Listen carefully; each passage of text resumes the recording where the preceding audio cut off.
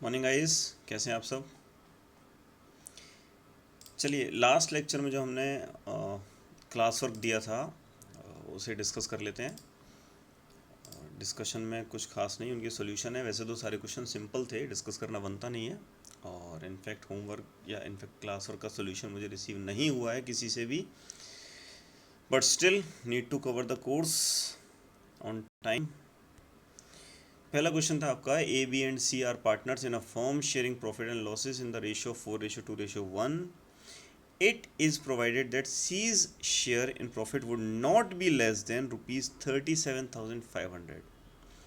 The profit for the year ended 31st March 2018 amounted to rupees 157,500. C का minimum share 37,500 होना है, जबकि firm का profit for the year is 157,500. Journal entry पास करनी है और P and L appropriation account भी बनाना है।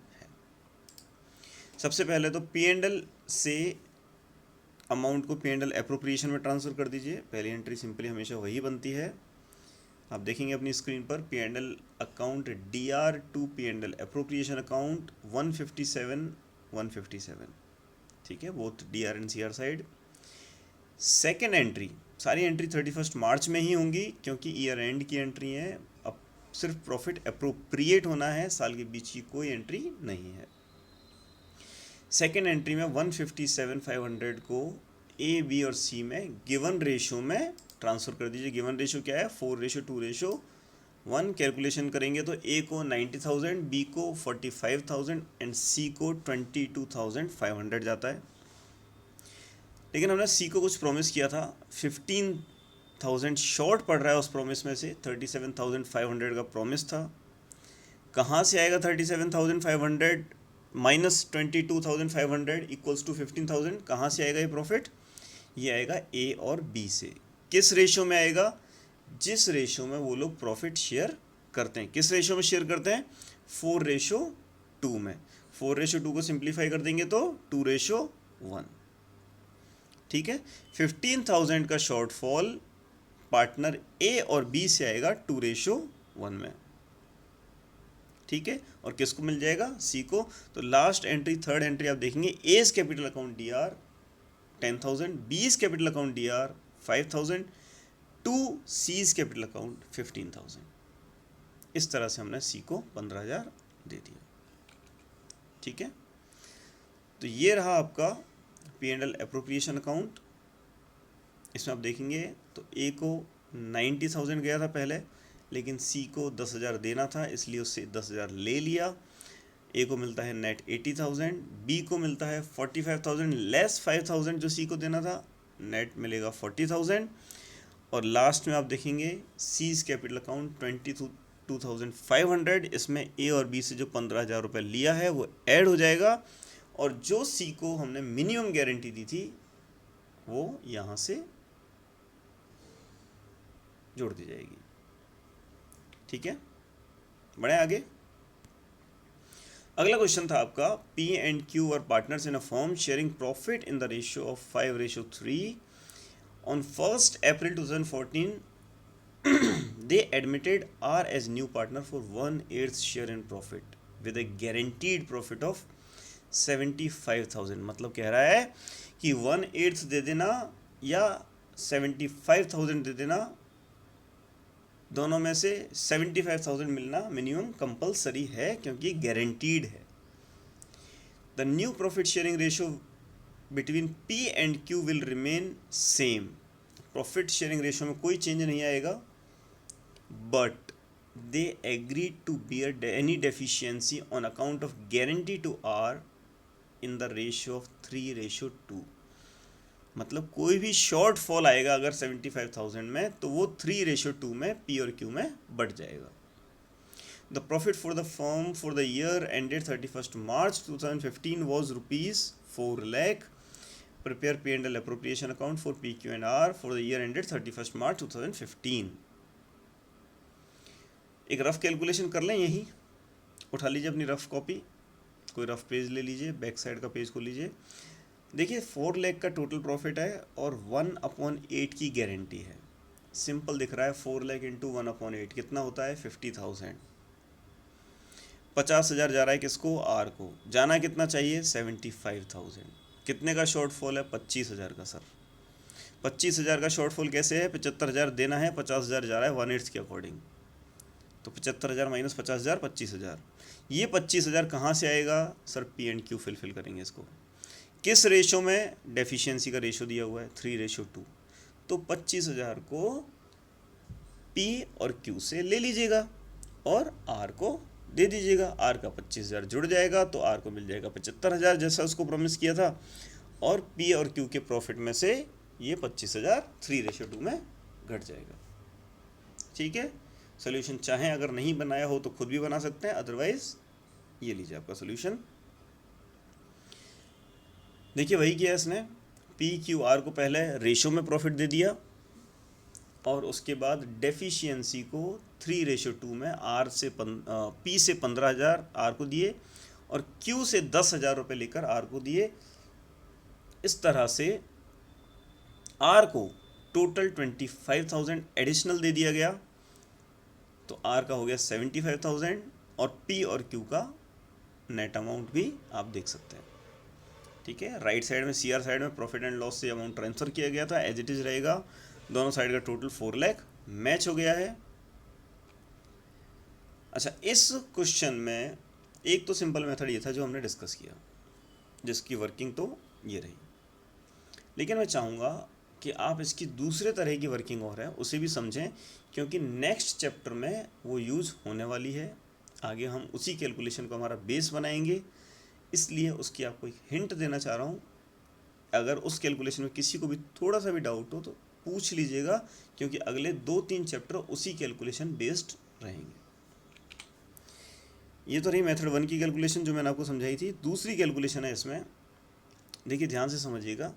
ये कहता है कि मान लीजिए total share of profit is ₹1। R को इन्होंने प्रॉमिस किया हुआ है 1/8 देने का। ठीक है, तो रिमेनिंग शेयर कितना रहा, 1 - 1/8।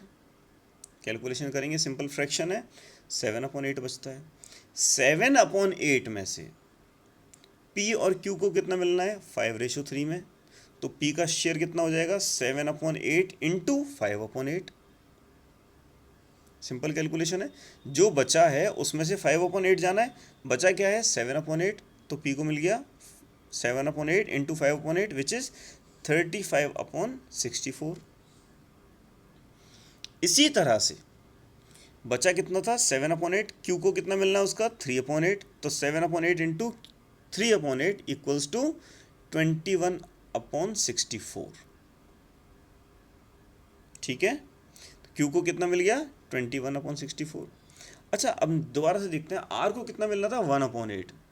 अब देखिए पी और क्यू को मिलने वाले शेयर का डिनोमिनेटर जो है वो है 64। अगर मैंने तीनों रेशोज़ को, मतलब पी क्यू और आर के तीनों रेशो को अगर साथ में कंपेयर करना चाहते हैं, तो हमें आर के रेशो का भी डिनोमिनेटर को 64 लाना पड़ेगा। कैसे लेके आएंगे, 8/8 से मल्टीप्लाई कर दीजिए। किसी भी फ्रैक्शन को अगर न्यूमरेटर और डिनोमिनेटर में सेम नंबर से मल्टीप्लाई किया जाता है तो कोई इम्पैक्ट नहीं आता है उस फ्रैक्शन पे, वो फ्रैक्शन जैसा था वैसा ही रहता है। इसलिए आर का शेयर हम देखेंगे नीचे से, सेकेंड लाइन में आप ध्यान से देखिए, 1/8 को उसने 8/64 भी लिखा हुआ है, विच मीन्स सेम। अगर इसे सिंप्लीफाई करेंगे तो वापस से 1/8 आ जाएगा। ऐसा क्यों किया, क्योंकि तीनों के डिनोमिनेटर हमें सेम चाहिए थे।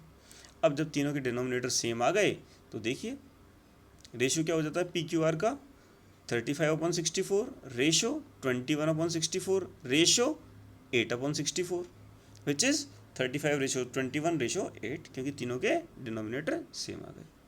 इस रेशो में अब जो टोटल प्रॉफिट का अमाउंट है 4 लाख, उसे बांट लीजिए। I guarantee you calculation same आएगी, आंसर सेम आएगा। सिर्फ हमने हमारा मेथड चेंज किया है और कुछ भी नहीं। लेते हैं नेक्स्ट क्लास वर्क 3।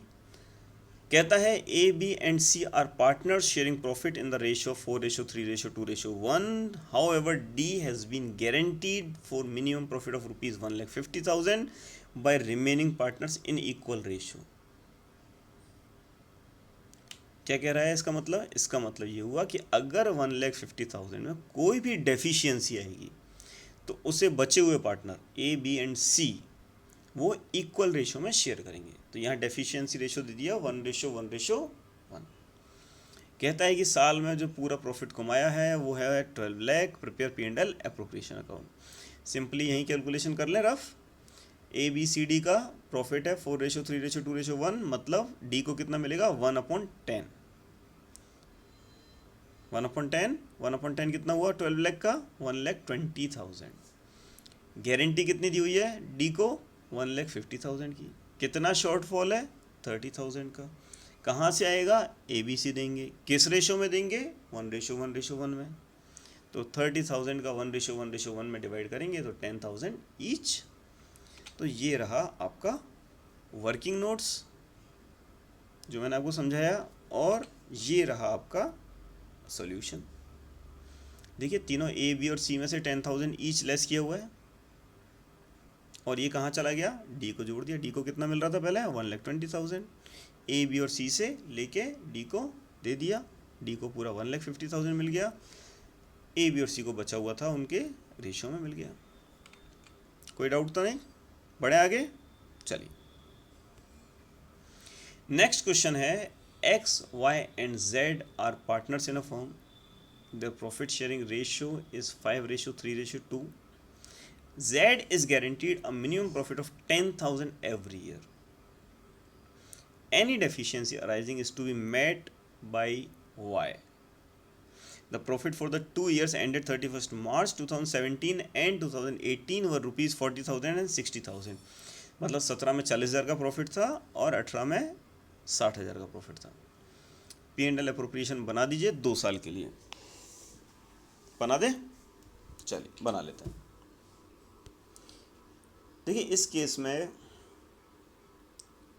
गौर करेंगे आप तो Z को मिलता है 8,000 रेशो के अकॉर्डिंग, लेकिन हमने Z को प्रॉमिस किया हुआ है 10,000 एवरी ईयर। कहाँ से आएगी डेफिशिएंसी? Y से। Y के प्रॉफिट में से 2,000 रुपये लेस हो जाएंगे और किसको चले जाएंगे? Z को। ये Z की डेफिशिएंसी पूरी हो गई। केस दूसरा इसने कहा था 2018 का। 2018 में कितना प्रॉफिट था? 60,000। यहाँ देखेंगे तो हमें Z को नेचुरली 12,000 मिल रहे हैं, जो कि उसके मिनिमम गारंटीड प्रॉफिट से ज़्यादा है, इसलिए कोई एडजस्टमेंट करने की ज़रूरत नहीं है। जैसा है एज इट इज़ उसे दे दीजिए, क्योंकि जितना उसको गारंटी दिया गया था उससे ज़्यादा Z को मिल रहा है। ठीक है गाइज, चलिए अब हम इस चैप्टर को एंड करने की तरफ हैं, तो जल्दी ही I think it will take not more than 2 lectures. 2 lectures को में हम इस चैप्टर को ख़त्म कर देंगे। जिनको किसी को भी इस चैप्टर में डाउट है, just ask, don't let anything remain unresolved pending. Okay, thank you guys.